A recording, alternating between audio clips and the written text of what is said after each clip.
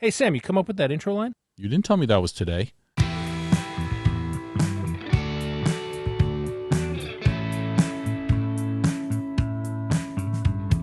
Hello, everybody, and welcome to the Writers Room with Sam and Jim. By now, you probably know that what we do on the show is invite aspiring writers into our little writers' room here to help them work on and develop their story. Normally, we do that by helping someone break story for a pilot and work on the overall shape of their idea. But today, we're going to do something different, scene study. We've invited people who've already been on before to send us a few pages of their work. We're going to read their scenes out loud, then talk about the things that we see that are working well or not, and try to help them make them better. First up, we have Annette DeLorean. Annette! Hey guys, how are you? Good. Welcome back to the show. Annette, we're so excited to talk about Horsehair. Thanks for having me.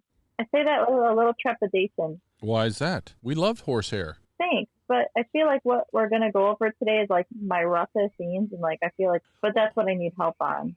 Because we love you and we want this show to succeed, we want to do the first scene, the opening scene as well. Well, let's talk about the emotion that Annette was bringing about right there. Let's get into, you're right, this script is not nearly as good as your idea is going to be. You're right, the dialogue is not what you want it to be. The action lines, I'm a little unclear about stuff. It is messy and sometimes it's mediocre. And by the way, I'm not actually speaking specifically about your thing. I'm talking about every single draft, rough first draft in the history of the world. And second draft and usually third draft. Yeah. So let's just accept that. And the great thing, I think, the thing that I really like about writers and working with writers is good ones know that and they don't give a shit. I didn't read when I read this thing, I was like, oh yeah, that, oh yeah, that, oh yeah, that. I wasn't, yes, I was making quick notes about, oh, let's clarify this and oh, well, this should be this and whatever, but it wasn't taking away my enjoyment because good writers and, some good executives can see past the draft, past what it is and see what's trying to happen. Yeah, what's the intention? Is it getting there? Is it interesting? So definitely we are looking at you. You are definitely on stage. It's fourth grade and you're just in your underwear, right? It's that feeling. Right, when you show somebody, it's that nightmare that everybody has, and and the good thing is, after a while, you start caring about that too much. Stop caring about that too much because you've been humiliated so many times you can't feel anything. Being a writer, or you just don't give a shit anymore because you know that it's just a step in the process. So Annette, let all that go. It doesn't matter. We are fans of Horsehair. We were excited to read it. I'm excited to help you make it better if we can and talk about what's working. And I mean, we all laughed when we read this, right? We all laughed at different sections at different times. And we'll talk about the specifics. So like Jim said, we're going to start with this is too long to do all of it. So we've cherry-picked scenes, and we're going to start with the first scene just because the first scene of the pilot is one of the most important ones, obviously, and we want to get into that. And for everybody listening, she's brought us Horsehair, and you can listen to that episode. It's called Story Engine for a Death Metal Centaur. All right, here we go. Exterior, fast food, drive-through day. A fat lady drives a long brown sedan to the order screen, but pulls up further so the twins can order from the back seat. The twins are teen girls with 2 ponytails and 1 mean brain between them. Welcome to Funk Burger Hole, the soul on a roll. Do you want to try our double bass filet today? Shut up, Horsehair. Oh, hey, girlfriends. We'll have the 2 James Brown classics with extra lettuce. Sure, anything else? Yeah. We want to know if you drink the mayonnaise by the tub or if you use a straw. They keep track of condiments very carefully, and I must charge 15 cents a packet. The sedan speeds around to Horsehair's window. She's a heavy-set teen girl with a homemade haircut. Wow, you guys look so cute. We're on our way to ribbon practice for the talent show. We let you on the team, but there's a strict weight limit. Oh, for sure. So that'll be $7. The twins' mouths change to the shape of a smile. She's confused. Friends are supposed to treat friends. Sorry, my bad.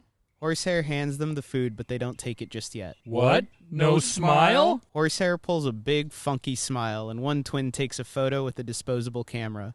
The sedan drives off with the twins making loud horse sounds. Horsehair hums to herself as she pulls her wallet from her pocket. Her coworker stops mopping to watch her. Some friends. Them? We always goof around like that. The coworker shakes his head like it's a damn shame. How'd that feel, Annette? That felt all right. All right, good. I feel like we should have said mayonnaise. we probably no, should. no. Yeah, we probably should have. I mean, right. That's it. I want to hear, I mean, I know what I wanted to do here. I want to hear how you feel about it. Like, did it come off that she doesn't know she's the sucker in this? I think if you had actors, yeah, you'd be great. Real actors would help. We have Meagan Daine, a writer who sits in with us sometimes. She was doing some of it, and JR was reading, and Jim and I, and none of us are actors. And so that would definitely help. But to get to the core of it, no, I did not know that Horsehair was oblivious or in on it. I wasn't sure what she felt about the fact that they were messing with her. Okay. I thought that she was letting it slide, is what I thought, because she's desperate to have friends. But I also know that from our prior show that we did about Horsehair. And towards that end, Annette, I would just say that you can, because you're talking about a performance issue, and I just want to get into this crazy idea of action lines and what they're supposed to do and when you're telling a story. And I know, by the way, and maybe the audience doesn't know this, is that you plan to make this. This is animated. You want to make it yourself. Yeah. So some of this, you're going to underwrite because you already know it, so you don't necessarily need to put it in there. And Jim and I were talking about this before. I would advocate that you do put it in there so it keeps you honest. So that when you're in the middle of animating, you don't have to remember every single thing you thought about that moment, that it's in the script, and that's your blueprint, and you're going forward. But because most people are not going to be making their own series, I think we'll just approach it in a way like this is going to a producer and or other readers, and they need to know what's going on. And you are probably going to give this to readers so they can give you notes, and they're going to need to know what's going on. And they can't give you the notes if they don't understand it. So when it comes to, and now I'm going to wade into a controversy, which is second only to writing ethnic voices in scripts, I think, which is how much can you say in an action line before you are cheating? So you can't say in an action, you want everybody to understand, but you can't say in an action line, hey, the character thinks back to when his father beat him as a child and his mom didn't come to his rescue, and all that goes through his mind. Obviously, you can't do that because you can't play that. But you can write, for Horsehair, Horsehair goes along with the joke. She doesn't care. She just wants to be liked. Because I think you can play that. Oh, okay. So I can actually write that Horsehair doesn't get it. She doesn't get. Yeah, she doesn't get the joke. Now, here's the thing. Understand, yeah. If there are 10 or 100 or 500 writers listening to this, at least 47% of them will disagree with me. Yep. So I don't want to say that this is the rule. I want to say how close you can get to the line of too much information that could not possibly be played by an actor is taste. I'd make the caveat here that there's the difference between a reading script and a production script. And in a reading script, which this is, in effect, you need those extra bits because you don't know, and you're not handing the script to an actor who's already done the role 50 times. You're trying to give people an idea of what's going on. 100%. And Jim and I write pilots differently than we do when we're in production on a show. The action lines in there, they get simpler. We don't spend a lot of time on them necessarily. I'll put in a little extra English because I like writing them, and I'm trying to find a new way to say someone comes into a room. And so I'll try to get an attitude into it. And I tell you, a lot of times it doesn't make it because people will be thinning, the showrunner will make you take it out because he or she is right. It's not necessary. I actually like it because it tells the actor what their POV is coming into the scene. But there's a lot of ways to do that. Yeah, I was trying to keep it very obvious. I was trying not to go into her head too much. I was just trying to show it with how she reacted. But if that's lost on people, I want it to be clear that she doesn't know she's being made fun of. And this is something Sam and I go back and forth on a lot because there's the actual dialogue lines.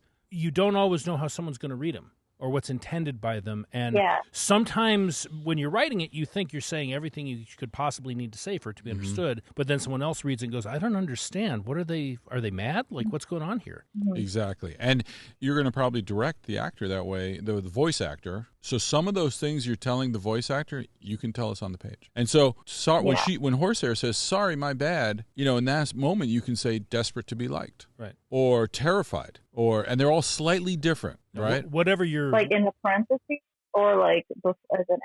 Either way, right? It's just a question of how you want to tell the story because you are in this show. You are the action line. You're the narrator, essentially. And no, we don't want too much of your voice, but there's a style to it. And when I read scripts and somebody has a style in their action lines, I love it. That's my taste. Other people are like, nope, just a Vax man. But I like a little bit. And when writers write, pull back, reveal this, do that, that's a style.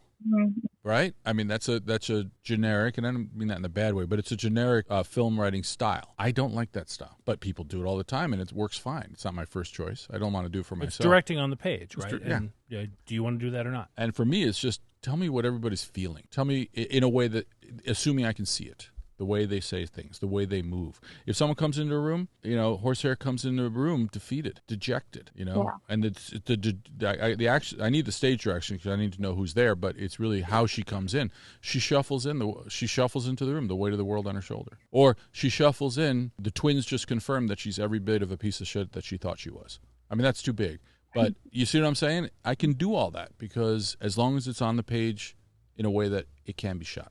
And going to what you were talking about with this first scene about, whether she's in on it or not, it's interesting if the coworker says some friends and Horsehair says them, we always goof around like that, and she's smiling, right? Because she thinks they are goofing around and the coworker shakes his head, right? But that's a choice that would sell to me that, she really thinks they are just goofing around. Right.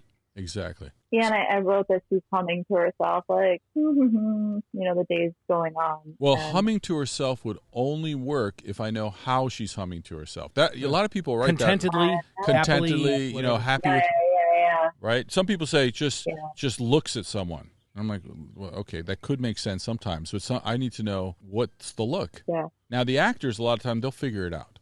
Right. That's their superpower, the good ones. But in this case, you're getting voice actors where really your job as the writer, creator, animator, you kind of have to tell them what they're bringing to the table because they're not going to act it out in the same way.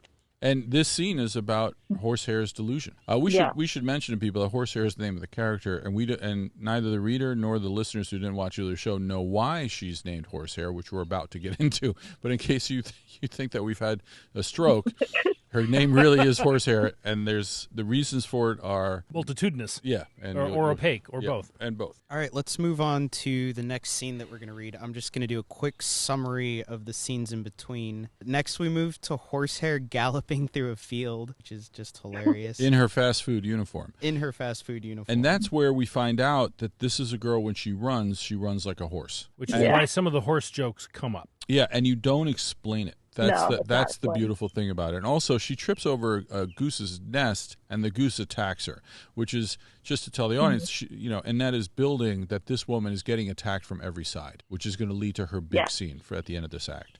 So why is Horsehair a girl who gallops?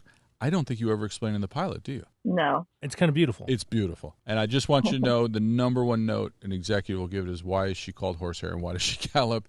And I would fight till the minute I didn't get paid to say, I don't want to know. I think it's funny. Yeah, basically, that's it. I mean, I think it's funny. Yeah. But, what other reason do you need? Okay, sorry, JR. I hijacked you there.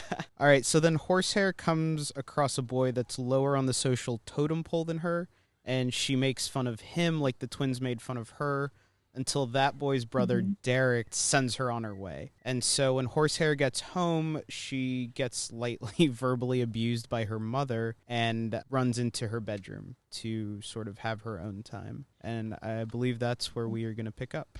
Interior, Horsehair's bedroom, evening.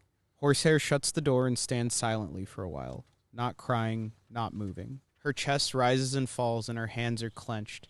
Her eyes rest on a picture of Jesus with a bloody crown of thorns. Daylight begins to fade and Horsehair, still standing, begins to fidget. Making eye contact with Jesus, she begins to sing. Pain, no to save. Wow. Is that the voice you you heard in your head, Annette? It says throat singing.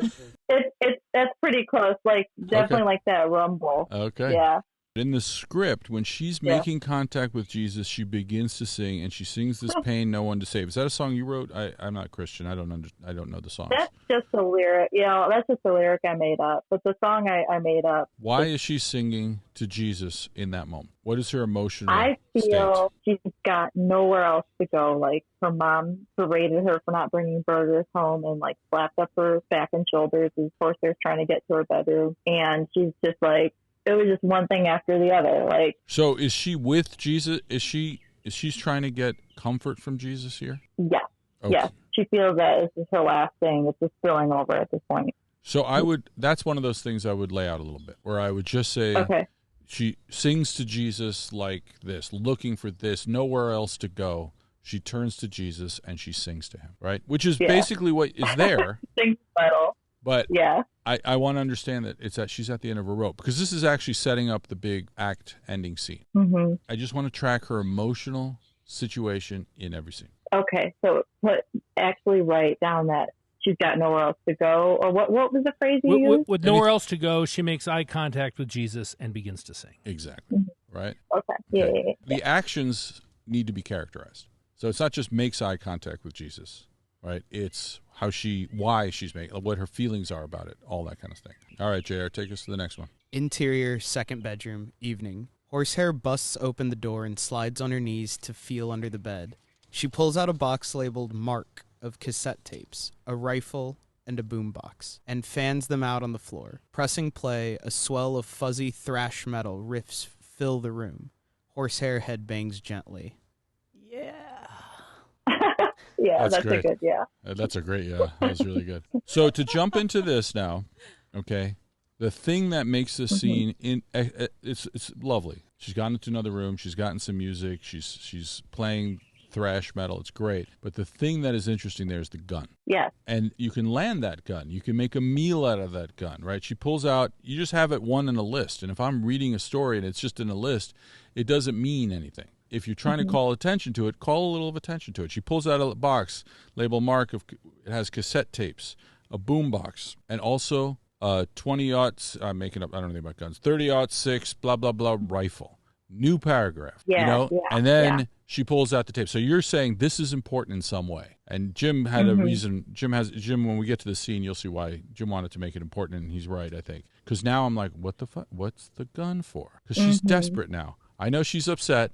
I know she's sad, and she's got a gun. And that is a potent blend, right? And by the way, you have all this. Yeah. I'm just bringing it to the fore. Yeah, it's all already there. Right. Exterior, Horsehair's front yard, next afternoon. A yellow school bus stops near Horsehair's house, waits for a moment, then leaves, revealing the twins wearing identical clothes and holding candy boxes. They knock on Horsehair's door, hear a rumble of music, pull faces, and wait. Horsehair opens the door. Ew, you're sweaty. Totally. My bad. What's up today, chicas? What is all that rumbling? Are you doing dressage or something? What's that? Whatever. Can you buy some candy for dance boosters? We have sugar-free. Not that it would make a difference. Horsehair eyes the candy box and stained wrappers. You still sells peanut, Brittany? Why are you ditching school all week? Let me see if I can buy some. I totally want to help out. Horsehair runs really fast and comes back with a Ziploc full of change. I just cleaned them. It's like $5. Is this her welfare money? Sorry, Horsehair. With that and your weight, we can't sell candy to you in good conscience. Okay, but you came to my door. You guys are so crazy. Horsehair laughs until they leave. Then she straightens her face and shuts the door. Interior, Horsehair's bedroom, evening.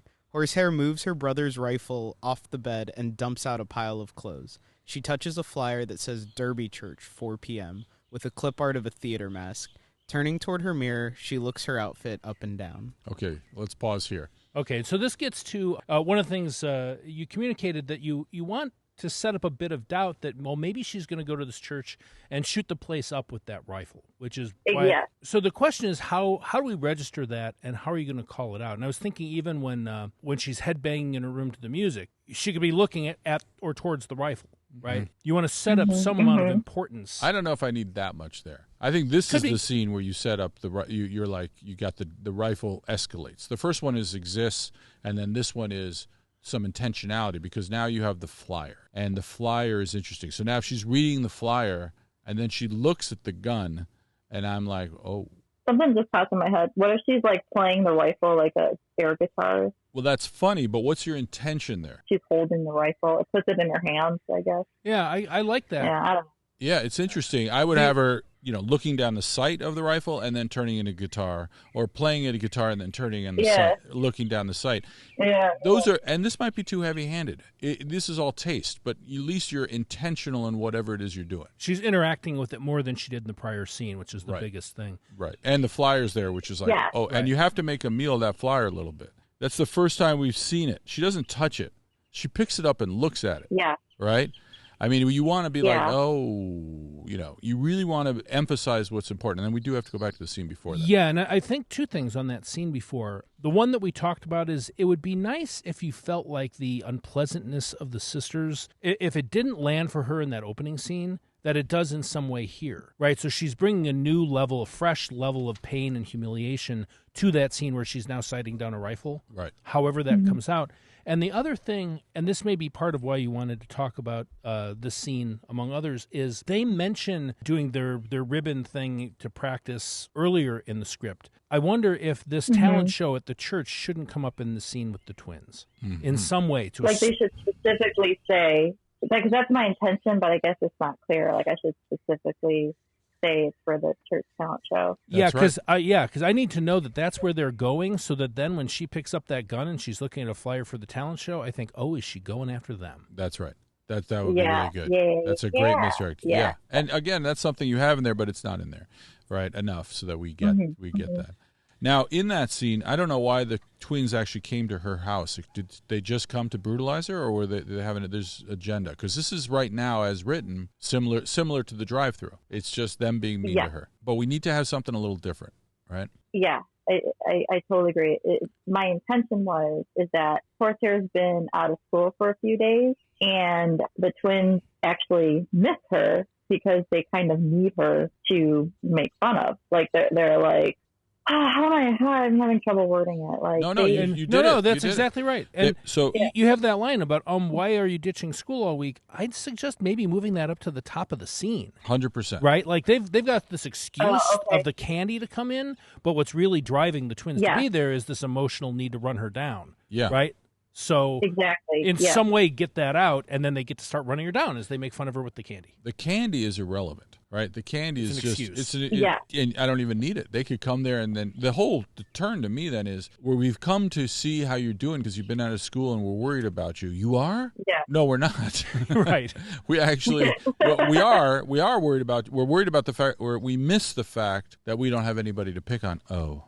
We miss talking to you. Yeah, we miss hanging out with you. Yeah, all that kind of stuff. But that's what I'm not saying, because I don't actually want them to say that. Right. No, I should have clarified that. Yeah. That's not their dialogue. Yeah. I'm saying that's what's happening. But you still need to find a way to convey that. Right. So that we read it and we get it. Okay, yeah, so put the question higher up, like the first thing. Instead of them launching into making fun of her, and then before it gets too sappy, they start berating her. Yeah, well, because what we're looking for, first of all, the number one thing is we don't want two scenes that do the same thing, right? So we don't need another scene of them making fun of her. And a lot of times when we look back on a script, we're like, you know what, these two scenes are accomplishing the same goal. And we either have to change we either change one of them or we have to cut it. So in this one, Jim identified, I think, something that you intended that wasn't there, which is, they're going to perform at the church, which then helps the gun, which then when it comes to the church, we're like, oh, my God, this is going to be another church shooting. And the turn of her realization that the twins are mocking her. That's the second thing. Right. And you need that because it justifies the threat of the gun and makes it real. Now, the difference is we had that person early on say, they're just making fun of you. And she's like, no, they're not. Right? And now they're here. And in that moment, when she realizes, holy shit, they just came to make fun of me. And they miss me. They miss me because they want to make fun of me. That's got to be a turn for her, an emotional shift in her. That's like the whole, that's the biggest turn in the script, I think, is that recognition that her friends are not her friends. And that's the most important emotional part of the scene. So anything else that you have has to service that, in my opinion, while still being incredibly funny and weird and good luck, Ruddy. Because that right, all that stuff.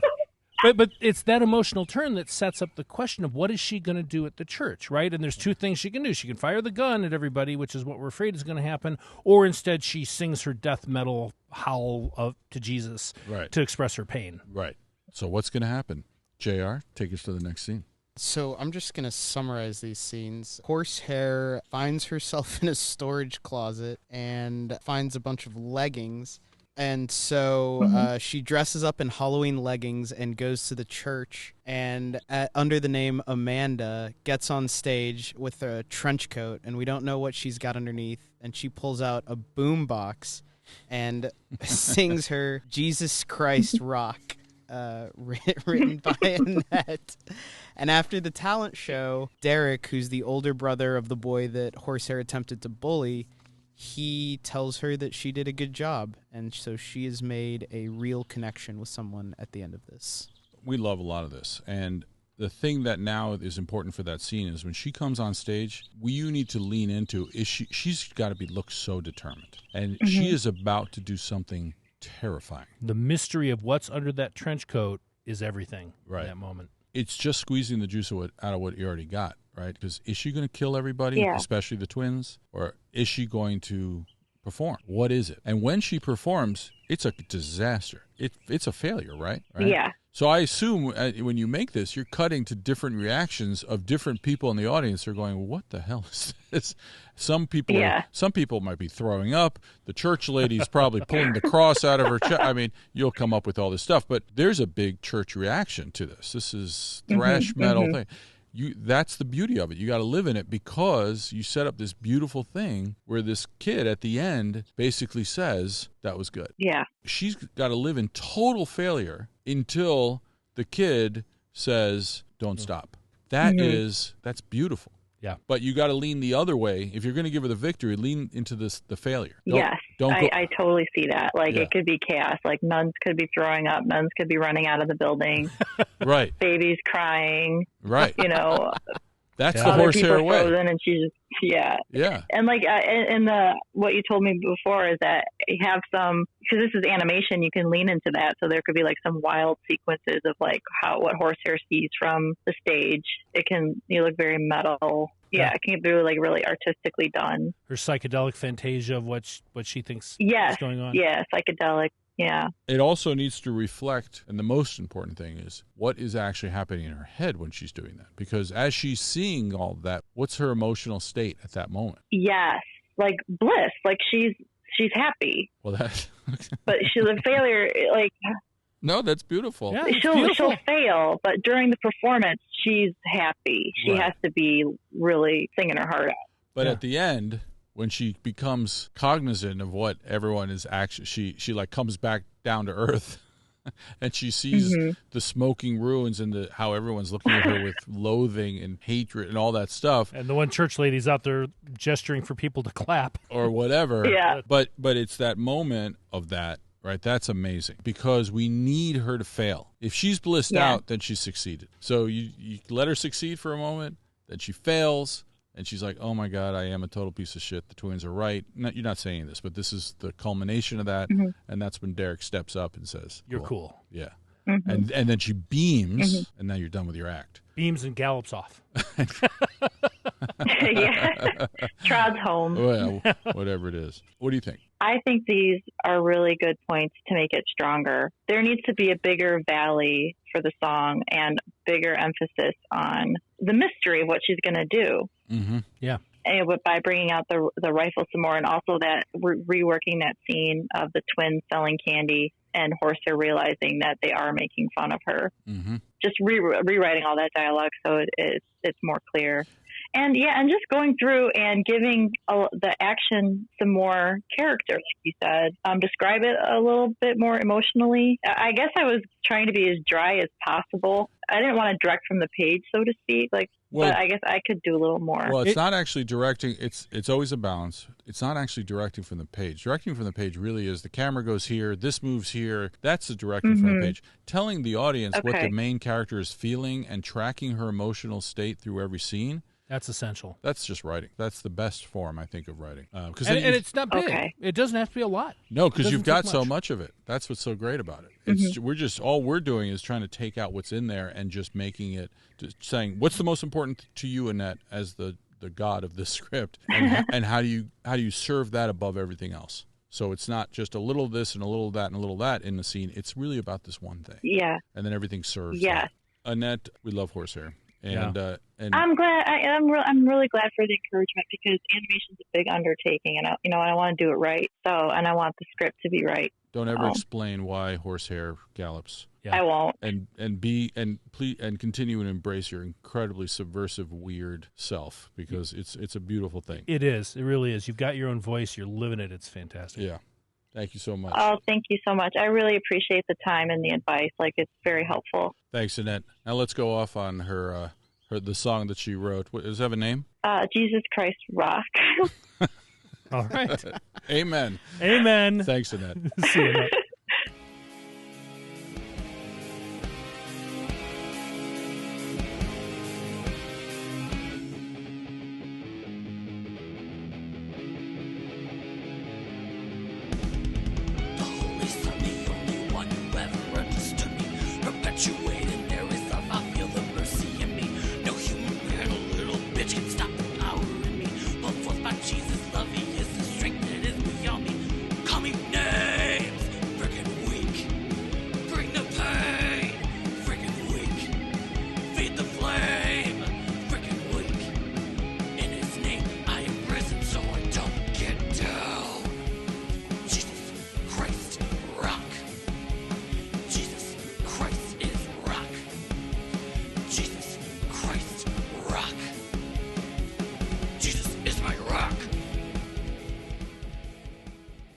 All right. Our next scene study guest is Kat Boyd. Hi, Kat. Hi, Sam. Hi, Kat. Welcome back to the show. Hi, Jim. Thanks for having me back, gentlemen. I'm glad that I didn't break your channel. Oh, it was already broken. Don't worry about that. All right, we have got Kat Boyd here for Scene Study. And for everybody listening, you can go back to episode 2 to hear all about Kat's cop drama set in Detroit called The D. And so we're going to start by reading your opening, Kat. Is that right? Yes, I think so. Do I have to read it? No, we'll destroy your words. You get the pain of hearing other people maul your work. And we're not going to read it all straight through necessarily. We'll stop in between scenes and discuss it and talk about that. JR is going to get us through it. Okay, awesome. Let's start. The D. Fade in. Teaser. Pan over Detroit City and its icons. The Renaissance Center, the Ambassador Bridge, the Joe Louis statue, some of the makers of a revitalized downtown. Then onto the closed auto plants, the desecrated neighborhoods, the abandoned cars, the ruined houses. Exterior downtown residential neighborhood, day. Isaac Zach O'Hara, 38, gruffly handsome, black, sits in the back seat of a brown beater of a car in a neighborhood that looks like better days might be returning. He's slouched down and intently watching the streets. He's parked across the street from an elementary school, and there isn't a ton of activity, but he stares hard at everyone who walks by. He shifts, trying to keep himself awake, but after a few seconds, he closes his eyes. Blam, blam, blam! He opens his eyes as shots are fired, but he's no longer inside of the car. Flashback. Exterior residential neighborhood in Fallujah, Iraq, 2004, day. Zach is now on the ground in Fallujah, darting behind a car as he and other Marines exchange fire with local insurgents. The gunfire is coming mostly from a small brick house with several open windows. Zach spies a tower across the street and nudges the soldier next to him, nodding his head toward the tower. The soldier nods and gets on the radio. Black Eagle headed to the tower. Provide cover. Zach Crab runs to the tower amidst covering fire, gets there safely, and enters through the back. Interior Fallujah Tower continuous. Zach creeps up the tower stairs. As he rounds a bend, an Iraqi man runs out, gun raised. Zach takes him out in 2 shots to the head. He moves quickly to the top of the tower. It's empty. He sets up his rifle, positioning himself to get the best vantage point over the house. Tower is secure. Black Eagle requesting smoke in the house. Copy that, Eagle. Blue smoke in 5. Zach watches as a couple of American soldiers roll in close under the windows of the house and toss in gas bombs. Blue smoke fills the house as the soldiers take cover again. Within seconds, 3 Iraqi men exit the house, coughing. From the tower, Zach picks them off in quick succession. He sees movement toward the back of the house and quickly repositions himself. He can't make out the figures through the smoke as clearly, but he shoots, watching the bodies fall. When no one else exits the house, he radios out. Black Eagle leaving the tower. House appears to be secure. Zach runs down the tower stairs, rifle at the ready. Exterior, brick house, continuous. Zach heads toward the house when he hears a woman screaming. Gun up, he goes to the back of the house and sees a woman holding on to a child's body. There isn't enough of the head left to tell if it was a girl or a boy. The clothes are nondescript, though the child is wearing only one sandal, the other blown off along with the foot. Zach stares at the body, looks up to the tower where he was positioned, realizes he made the killing shot. The crying woman looks at him, screaming invectives in Arabic. Zach never lowers his gun as he continues to stare at the tiny, broken body. End flashback. Blam, blam, blam. All right, let me pause you here, JR. So, how terrible were we? I liked it. Yeah. Kat, I didn't ask you. Kat, these are her words. How terrible were we? I thought the narration was You the weren't best part. terrible at all. Mm-hmm. I think it sounded great. Okay, so it wasn't excruciating to hear your words out loud. That's it's always hard for me. It wasn't excruciating. I mean, obviously I hear things and I'm like, oh, well, that sounds silly. But at the same time, no, you guys read it well. You read it better than I thought it would sound. Wow, that is the key to my marriage is low expectations. I have to say, for something that is so exposition heavy, like this is all action. You're describing things. I thought this was very efficient. Like this is well written for that purpose. It is. It's really, it moves fast. I understood what was going on the whole time. Really, it flowed. And I got to say, the first establishing shot that you have, we pan over Detroit City and its icons, the makers revitalized downtown, and then you shift then onto the closed auto plants and the desecrated neighborhoods. It's so great. It's just an establishing shot, but you actually found a way to make it about something. Right. It's not you just tell a little story. You tell a little story. It's one we know. It's not like but you did it, and it's only 3-4 lines. It's 4 lines. It's great. Oh, good. Yeah, and I know it's a small thing, but it's the small things that make it up. The one small thing that I wondered about in that some of the makers of a revitalized downtown or markers. Marker. Yeah, that's what I thought. Okay. Now here's the thing. In terms of the flashback, so there's a couple of questions that I have about it, which is what do you want us to feel about Zach by the end of what is 2 full pages into the script? I know that Zach went to Fallujah. He did his job. He killed a kid, not on purpose, but that's what the mission was. He's lounging in the back of a car here in the modern-day world. We don't know anything else about him. Right. So what do you want us to think about him now? I want you to know, well, first, I want you to know that he's obviously got mad special skills, and knowing that he's a soldier and that mentality as a soldier is important, and especially that he's killed a child. And I didn't know how this would resonate, but for me, the most important detail at the end of that scene is that even though he's killed this child, he's not lowering his gun. Like, he still sees that there could still be a threat. Interesting. And I want to show, like, he's pretty much always on alert. He's always on alert for this threat, which is a pretty big part of his personality. I thought it was interesting because I meet a guy who's in the back of a beat up car in a not great area. And then I go to a flashback of what could be conceivably, if not a war crime, at least a war sin that you would feel internally as a character. Yeah. So it made me very curious. Like, is he revitalized or is he broken? I didn't know how to feel about the character, whether he's the rising up side of Detroit or if he's the fallen down because of what he did side of Detroit. And thank you for that astute observation, because those kind of are the two sides of him. And that's what I want you to be curious about at the end of this. At the end of that little part is to not know, like, what is he going to be after this? So wait a minute. Your opening shots actually reflect the internal division in your main character. Kat, I might cry.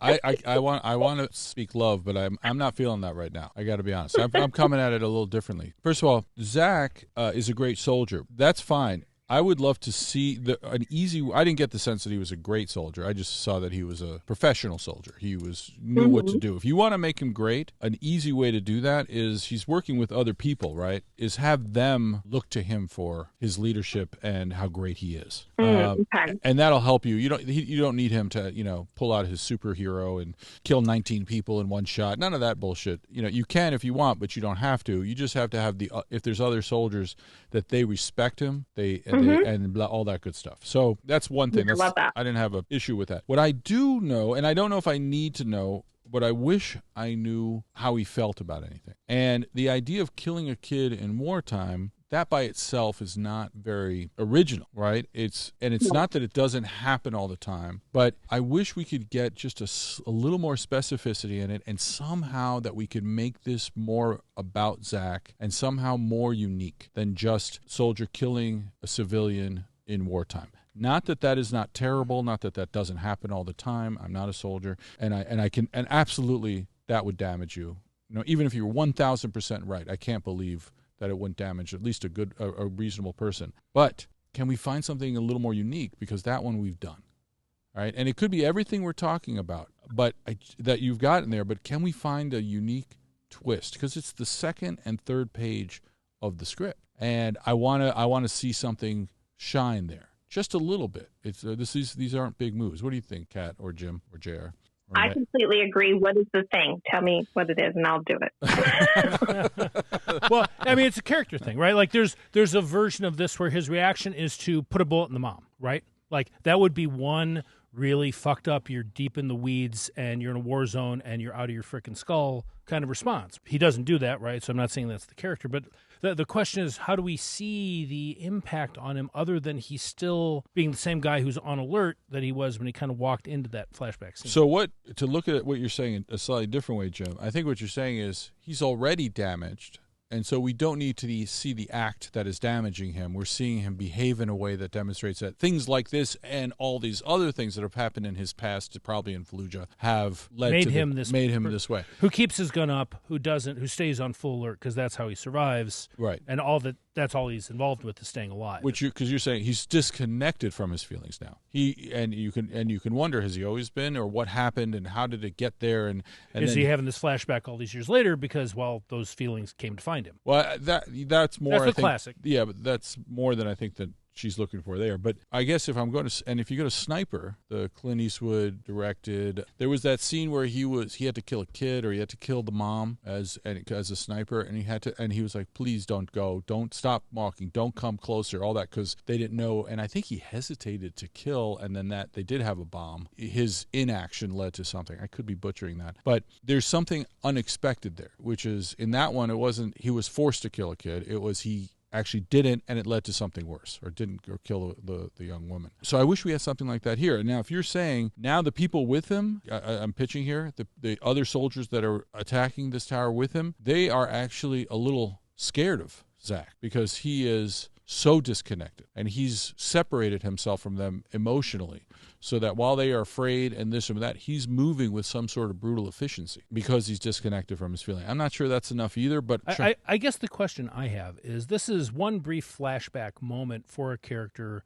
early in the script, and then we're getting to actually go live with the character after it. Right? He hasn't lived in this world. He's just been sitting there. He goes into a flashback. So it's kind of an establishing beat for him, and we've had this conversation recently about establishing stuff. But it is an important piece of background for this guy, right? Like, on his own, left to his own devices, he may fall into flashbacks about his time in war, which does tell me something about him. Like, I know that he's carrying a wound. I think for me, it's really in the following scene where I would expect to see that expressed in some way. I don't necessarily need it in that moment, because that's an incomplete moment yet. Yeah, it is. You're right, and we should keep going, and let's do that. Because there may be further flashbacks. But I'm a little worried about a generic set page 2 in a script. That's what I'm worried about. Gotcha. So for sure. You're right. It could be. And you're right, too. Wow. Mark that time and date. Look at you guys agreeing and everything. That, if you've heard us before, that is not. Okay, let's keep moving before we change our minds. Interior beater car day. Zach opens his eyes when he hears the loud noises and raises his gun automatically.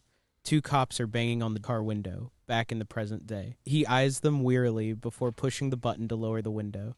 Detective Mike Sanderson, 47, white, skinny but useless looking, takes a step back and peers at Zach. Jesus, O'Hara. Jumpy much? What's up? He barely lowers the gun but sits up, instantly alert. The other cop, Detective Allison Andrews, 32, edgy but always smiling. School's out for lunch and they've got that mac and cheese truck around the corner. You want to eat? This is the first lead we've had in 2 weeks, and you want to break for lunch? Look, if Nixon's boys are selling to school kids, we haven't seen it happening yet. He's the one putting out these false leads to throw us off. You know that. You've been on this case for 3 months, O'Hara. We've been trying to shut down Nixon for 2 years. He's the slickest I've ever seen. Which is why I'm going to sit here and make sure none of these kids go home with anything extra in their backpacks. Detective Andrews shrugs and smiles. Suit yourself, bud. We'll bring you back some fries. She pats the side of the car as she and Sanderson walk off, debating the merits of the food truck menu. Zach watches them in disgust before turning his attention back to the school across the street. Some of the kids are milling about in the recess yard, and a few are hanging out in front of the school, yelling, laughing, kids being kids. Zach smiles a little as he watches them. A bit bored, but still alert, he starts to hum. I don't know the song. I hope you start to sing. You better sing it. You don't know Hit Me Baby one more time? No. Go ahead, JR. My loneliness is killing me, and I must confess, I still believe, when I'm not with you, I lose my mind. Give me a sign.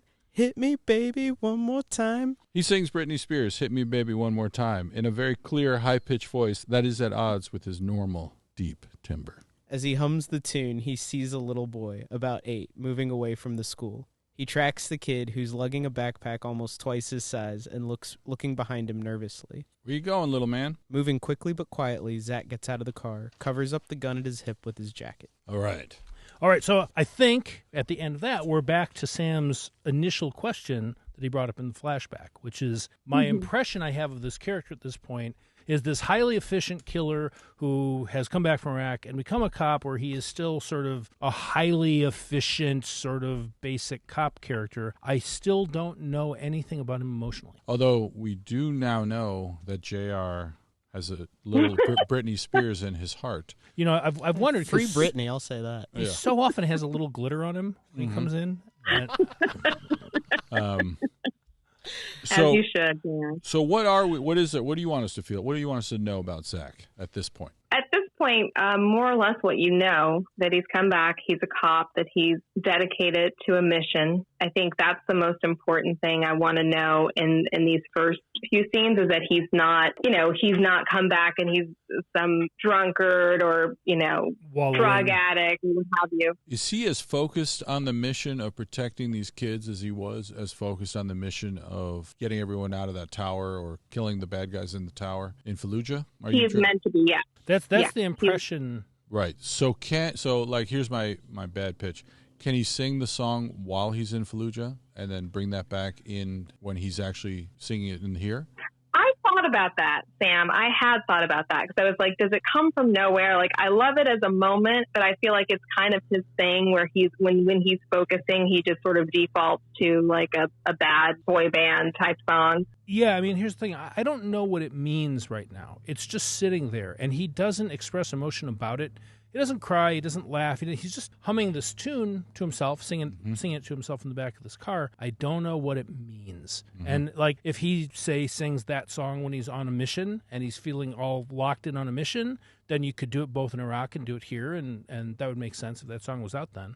That makes sense to me. And I had that and then thought, well, maybe it's too much or overkill. But for me, it was just like, that is a recurring thing with him, that he kind of zones out. And when he's focusing, he just sort of sings in the back of his hums or what have you. I was just looking for something to connect Fallujah with this. Yep. And another thing would be, and this is something, a structure I think I've seen before, but he's in Fallujah. It's horrible. Things are on fire. There's dead animals in the streets. It's just the depths of war, dead bodies. But there's a radio that for some reason did not get blown up. All right. And it's playing this Britney Spears song, but he's not paying any attention to it. He's going through the war and he's doing his merciless kind of killing because that's his job and that's what he's doing. But now he's singing it. So we see that he's brought something back with him. I think that's really great, Sam. And just to say, too, part of it is, I think what Sam and I are both looking for is some sense of reaction. When he comes out of that scene and the cops are there and he reacts to the cops like a soldier would, right? He's got a kind of hair trigger. He's got his gun up immediately when they're there.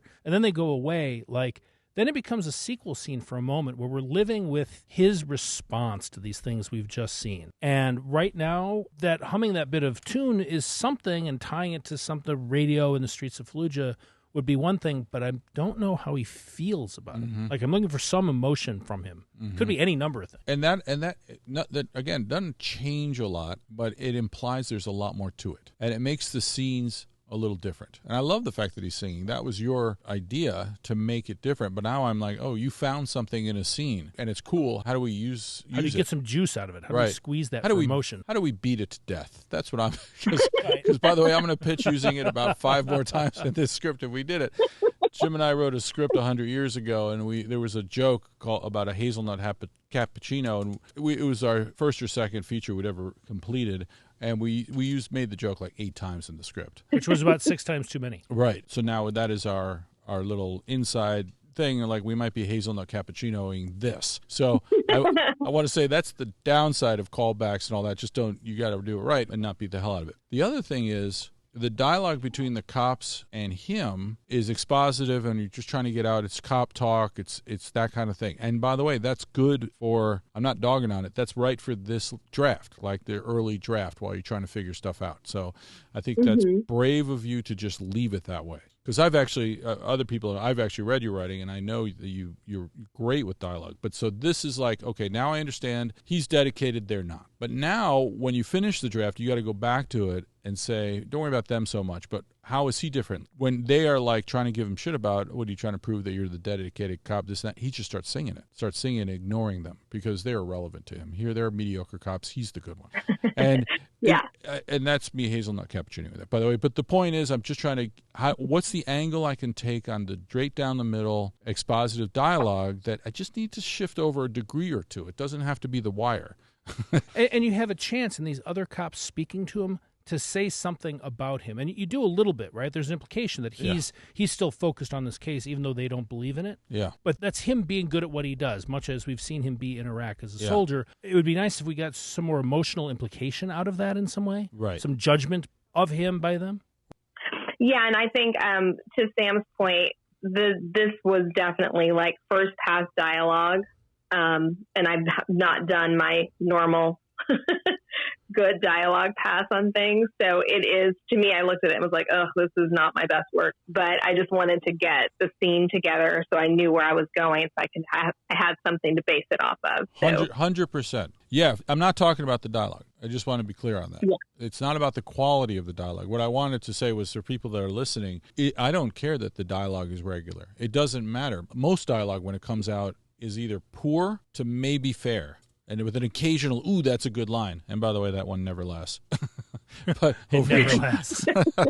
But it's not important for me anyway, and I know Jim too, that the first draft, if we spent time honing dialogue for a script that hasn't even formed yet outside of the outline. In scenes that are half likely to be thrown away anyway. It would take 6 years to finish the damn thing. So what I'm saying is, okay, that's the structure. That's what they're saying to each other. How do we find something in there that is just a little funky, a little different, a little specific to him or specific to those other 2 cops if they go on to become important to the show? Right. No, I dig that. And in a larger sense, right, you're doing this flashback to Fallujah to make a point. And that's what I guess for me, I think that's what for me is missing is I understand why expositively I want to know that this guy is a soldier and he's good at killing people and he killed a kid and all that kind of stuff. But I don't know why I'm learning that right here and now in this script. Mm-hmm. What is he reacting to? Does he see a kid, hit the ground? Like, why is he having this flashback in an emotional sense? What's triggering it that I care about, that I learned something about him from? Right. Mm-hmm. That's good. That's tricky because now we're deep into tropeville, and that's okay. It's just that now we got to find the spin on it, because if he's watching some kids play on a playground and one of them is wearing a blue Adidas, and then we cut from the blue Adidas and we don't know what that causes him to go into the flashback, and then we eventually get to the shoe of the kid that's dead and it's a blue Adidas. That's great. I think there's a lot of old-fashioned executives that would love that. But if I was watching it, I was thinking, I would be a little like, It's a little A to B. It's a little A to B. It's a little also seen it. That's kind of what I'm trying to avoid, because he does have, he's got PTSD and he does have flashbacks, like he's triggered all of the time, but he never has like a specific trigger. I think that's where it's hard for him, because he never knows when he's kind of going to go into these moments. And I don't know if I'm establishing that well enough right now, but I didn't want it to be like, oh, he sees the backpack, or, oh, seeing the kids is definitely kind of an automatic trigger because it's kids, but he's not like registering it and flashing back and hyperventilating or anything like that. He's just sort of watching them and it happens. I guess what would help me is, so you get to the end of the flashback, and then it's blam, blam, blam again, and it's the knocking on the window, I assume, is what that blam, blam, blam is, right? Yeah. It's the cops. Yeah. I wish, rather than just opening his eyes and raising the gun automatically, and he eyes them warily before pushing the button, there's no emotional reaction there. And if you gave me just the beat of he gulps air or some moment where I felt emotional impact on him that he's then covering to hide from them, that would give me something. Then I would feel it. You know what I mean? Yeah, that makes sense. I don't do well with emotions. No, this is always the thing. I mean, once we get the thing up on its feet, then we're digging for those moments and those emotions. The hard work is what you did by building the scaffolding of 4 pages that make sense, which is really hard. And then I understand, and one thing we're not asking for that we're always looking for in our stuff and other people's stuff is clarity. I don't need any clarity. I get it completely. Now the question is there a way to dig out that? Because now that you've done all that heavy lifting of structure and scenes. Let me ask another question, Kat. So you have this moment of flashback in Fallujah. Are there other flashbacks for him in this episode, and do they, in some sense, tell a story that informs us about him? Yes. Okay, that's yes, good. There are. And the next one is a team one, because his whole thing is that he doesn't want to be part of another team because, he doesn't want to be responsible for any more lives. And so the next flashback he has is where a couple of his team members get taken out because he hesitates. He does have a hesitate moment after this thing happens with the kid. He hesitates for a second and a couple of his team members die. You need to establish those two guys here. Then you don't want to establish them, and that's easy to do. You've got these. Right, you've guys, already got one of them. Yeah, you get two, and they're looking at him a certain way, and he's cool and this and that. But you also want to get the brotherhood, because like you don't want to kill anybody we don't know. You only want to kill people we really know to make it hurt. Right. Right, and hurt him. Yeah, and I thought about that because I've written that scene. But I did think, I could put them in the front. But I guess I was just trying not to put too many people all up in front at once. But I think that would make sense because it's a quick scene, and they really only need like a couple of moments with him to establish that. Yeah, and you've already got, Soldier or whatever. You can have Soldier 1, Soldier 2 up front, and they're having minimal interactions with them. And then when you get to the next flashback, we recognize these guys. Soldier 1 and Soldier 2 are... This is Tim McCoy. This is, right. Shaniqua Jackson. It doesn't matter. You've got now... Why does it have to be Shaniqua? Well, because I know a Shaniqua. Why are you down on Shaniqua? I know a Shaniqua. I was just trying to get somebody, person of color. Oh, you don't want her... I didn't say... So you want to kill all the black people. I see where we're going. Jim, do you see? And this is Jim, do you see what's happening? This is the white man's burden right now in television. That's right. If you create, there we go. That's the third rail that I'm touching. Right. Blam, blam, blam. Yeah. I didn't know you were killing both of them. And by the way, you're allowed to kill everybody. Everybody should die equally in America. That's what America's all about. Everyone we all in America get slaughtered by gunfire equally. That's right. That's the American way. That's the goal. It's our new country slogan. You're allowed to kill everybody. You can kill everybody. Equal under the eyes of gun violence. But no, if you have these two characters, you can. Jim's point is right. You can name them later if you don't want to thicken out the scene. Okay. The first one. There's a lot. That's just you just touch on them lightly. You see one has red hair and one has purple eyes, whatever, right, and move on. So I think the other question for you, or I guess a challenge I would put to you, Kat, is the guy who hesitated and got his team killed is something I think I've seen a few dozen times before, right? Mm-hmm. Like that's not new ground. So if right. you can, try to find a new shading on that. Try and find something that makes that distinct. Yeah, because that little work you do there, all the writing the scene is going to be the hard part. So if you just take the extra little bit, smoke that joint, take that walk, have a shower, that's where stuff fixes for me. Or my trick lately in the last few years, drive somewhere without the radio on, in total silence, and then stuff fixes. But anyway, find the cool thing on that. Because if you start out with something regular, you're going to end up with something regular, no matter how much work you do on it. So save yourself. No, and I don't do regular. You know that. I know that. Kat, it is always so good to talk to you. I want to read the rest of this. So good luck writing it. How much? Going well. Yeah. How much more do you have? Is this it so far? I'm in the last act right now. All right. Oh, that's gonna feel good. You finish the last act, put it in the drawer. Don't talk to anybody about it, and then a few days later, come back Don't kill yourself. Right. Drive your pen through the side of your head. That's right. And get to work. No, I always have to give it a few days. Like, I haven't read these things. I just sort of looked at them, made sure they weren't totally horrible, and sent them to you. Like, I haven't gone back and done any Lion work on these because I'm just trying to get through the draft. Absolutely. That's the best part. The best and most important thing is get through the draft. And, well, thank you so much for showing it to us. This is really fun. Yeah, thank you, Thank Kat. you. Okay. This was super helpful. So are you guys going to help me with the next part? You call me, I'll help you with the next part. Yeah, we'll see. We'll see. Thanks, Kat. Thanks, Kat. Thank you. Bye. Bye, guys. And that's all we've got for you this week. Our producer, J.R. Zamora-Thal, is working the mixing board. Our logo was designed by Julien Debar-Monclair, and our music was provided by Buddha-Rays out of Austin, Texas. If you want to get in touch, we are at The Sam and Jim on Instagram and Twitter. And you can find us on Facebook and YouTube as The Writers' Room with Sam and Jim. And if you like hanging out in the room with us, give us a follow on Apple Podcasts, Spotify, or wherever you get your podcasts. And tell a friend, would you, so we can get JR paid. Thanks, everyone. See you next week.